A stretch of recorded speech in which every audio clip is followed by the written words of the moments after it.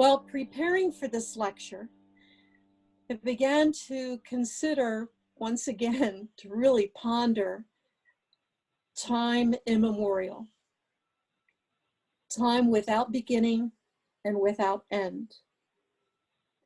And a poem, or a tiny bit of a poem, came to mind.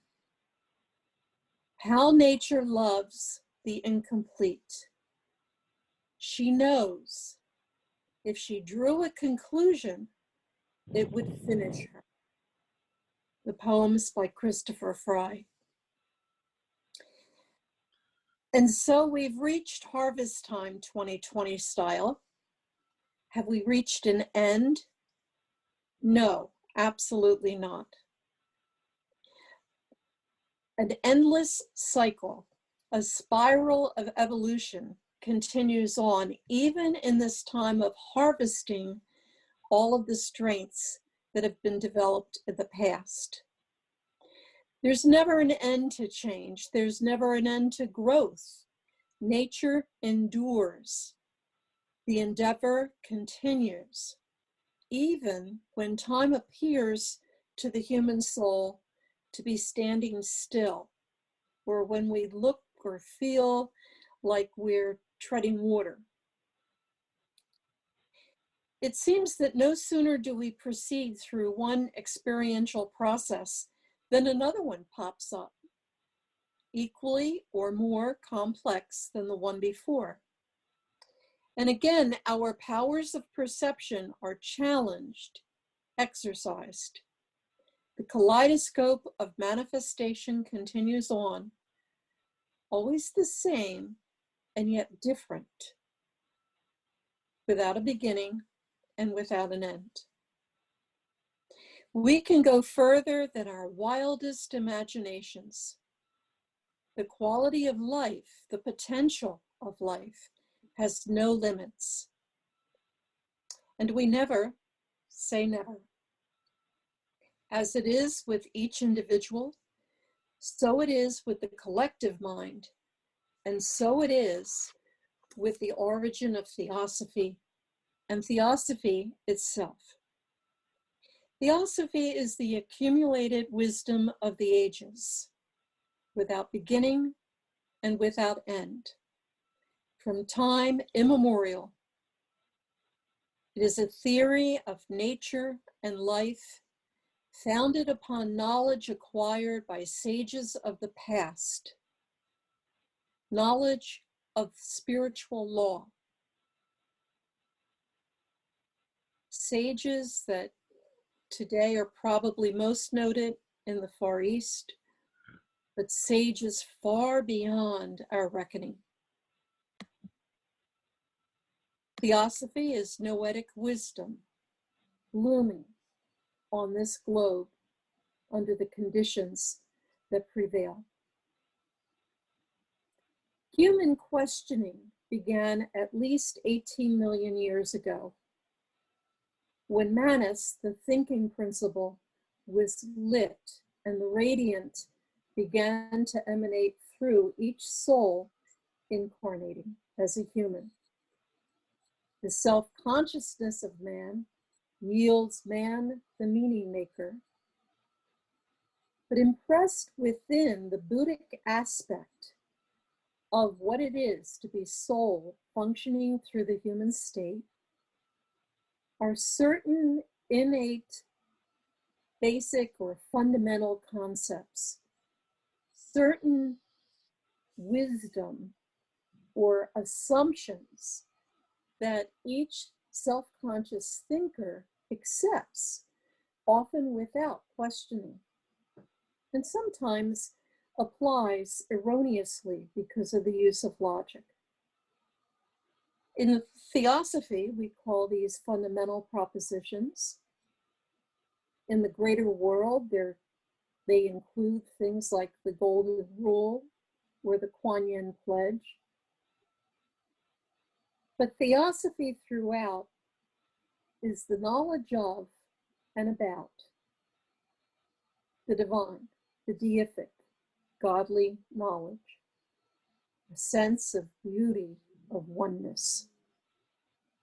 It is knowledge of the absolute as best we can reckon, the one source of all, without attributes, again, timeless, without beginning, without end. And then, in most of the ancient world, we know that Theosophy was called the wisdom religion. But what does the origin come from for that wisdom religion? Impacted within the soulful nature, the Buddhi nature of each entity, each human entity, are certain reflections, questions, confidence in progress and learning and unfolding about who or what each is, about why manifestation functions as it appears to do, and how the individual is to find the true place within the greater, within great nature. And all of this is natural law reflected in all of the environments that we can sense, that we can perceive. It is knowledge of the microcosm, the human, and knowledge and theory of the macrocosm, the cosmos. It is the kind of wisdom through which we would guide a child who's considering the big questions of life: who, what, why, where, how. And as most in the human state, most soul is developing, shall we say, often childlike, often gravely conditioned by the externals. Theosophy teaches that there are, across time and place, enlightened ones, great souls, Mahatmas, adepts, rishis, saviors that we know through legend, through myth, through glyph, through historical records. And we come to know, ultimately to see and to hear on this plane about these enlightened ones. And we find great heart, don't we? Great courage, great confidence in the evidentiary consideration that if one soul can evolve across duration of all times and places, then so can all the others, radiating, emanating from the same one source. And so these great ones appear in human consciousness across all conditions, across all rounds and races, in all parts of this globe, across all duration. And Blavatsky and Judge, starting in 1875, did highlight that at present in the modern cycle, most often these great ones are noted in the Far East, but that does not mean that there's any limitation. And in fact, the subject matter for each of our Sunday considerations this month will highlight Theosophy and its appearance, East, West, modern, ancient.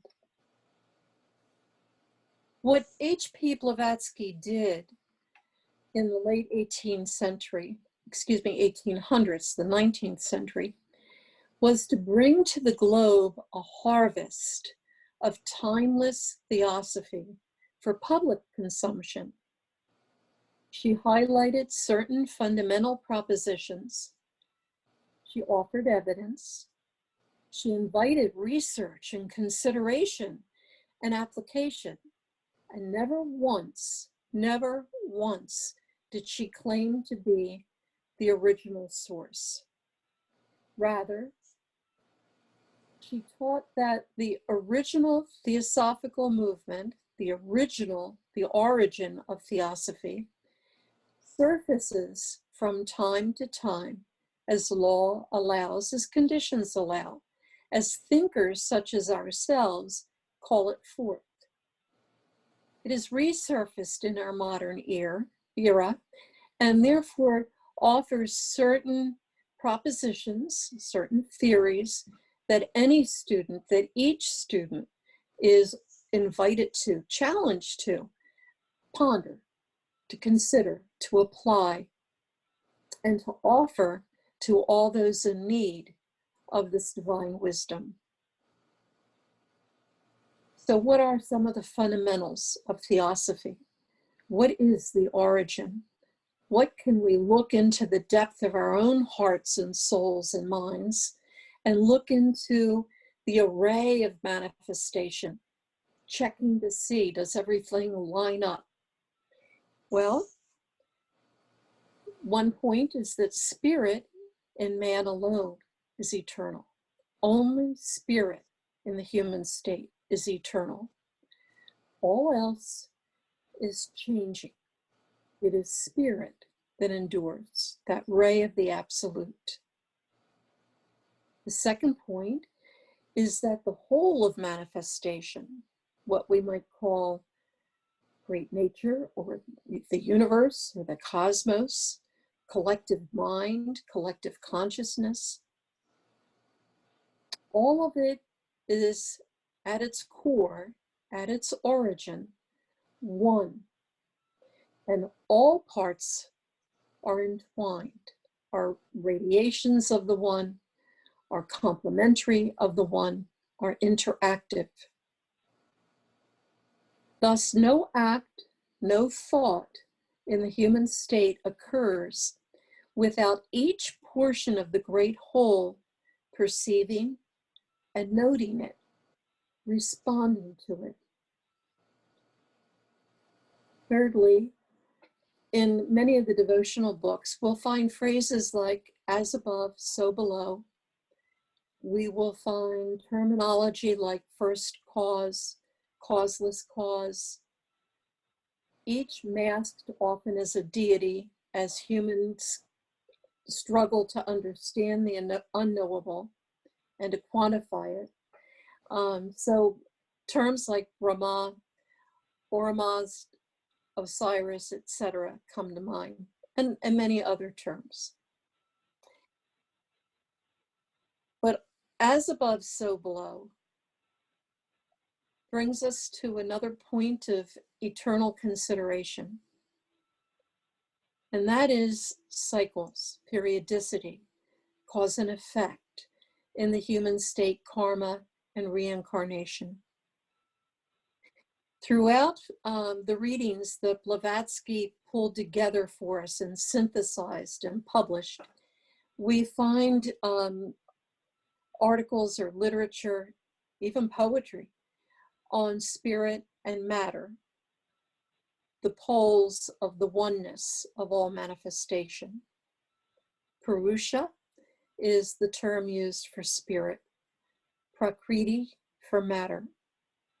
And in each Manvantara, in each dawning of each new period of manifestation of self-conscious entities working through matter, coming in and from spirit, at each new day, spiritual wisdom can be brought forth within each spiritually self-conscious entity.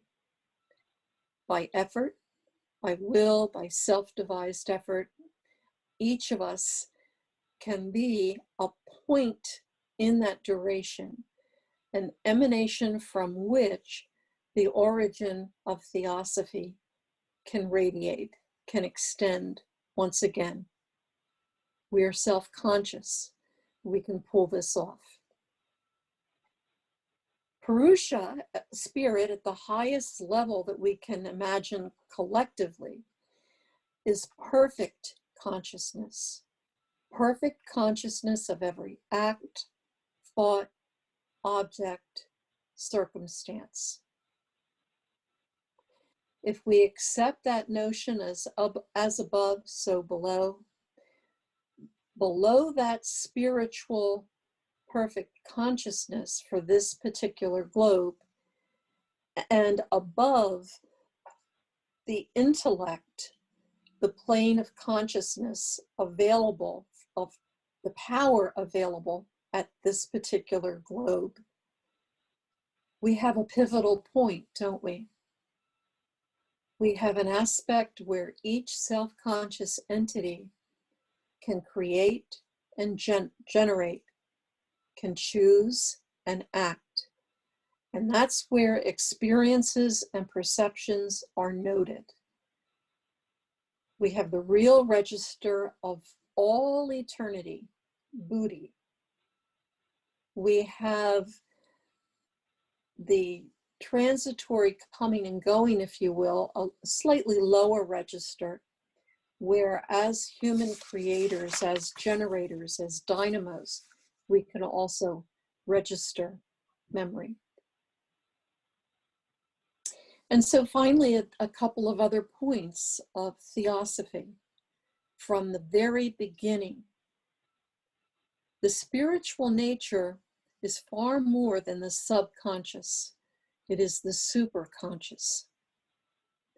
It is the pivotal point through which change or evolution can come, the pivotal point by which the higher self or higher power within can raise the lower self. The point at which spiritual soul can become the guide, the ruler, the pivotal point from which Theosophy can be rediscovered. It's never lost, always is, but from time to time needs to be rediscovered or brought back to the public forum. As students, we create the means to let light shine through. Let light of spirit shine through the lower planes. And what seems can be the darkest, the very darkest of times, we find solace in the fact that there are great ones that maintain and preserve this body of divine wisdom until that point where it can bubble up, where it's called forth once again and can be fully expressed.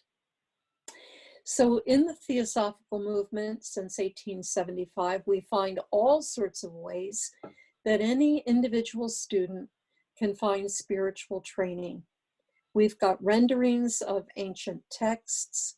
We have modes, as in Patanjali's teachings, as in the pages of the Bhagavad Gita, of how to, quote, pray in the closet of our hearts. And even in the more modern world religions, we find variations of instructions of how to pray or meditate or contemplate within the closet of our hearts. We can find all sorts of guideposts. We can become the path and guidepost for others on right, ethical living. Through rounds and races across times, without beginning, without end, wherever thought struggles to be free, through all cycles of dark ages and golden ages, whenever called forth by thinkers, is Theosophy. So this month's title traces all the embodiments, all the incarnations, if you will, of Theosophy, of divine wisdom, of the wisdom religion, ancient and modern, Eastern and Western, but we're reminded of one thing throughout. Always, always, always, as we are one in source, Theosophy is one in source. As we are able to function and express theosophical concepts to the best of our avail under any conditions, Theosophy is eternal, timeless, one truth available for the edification of each and all.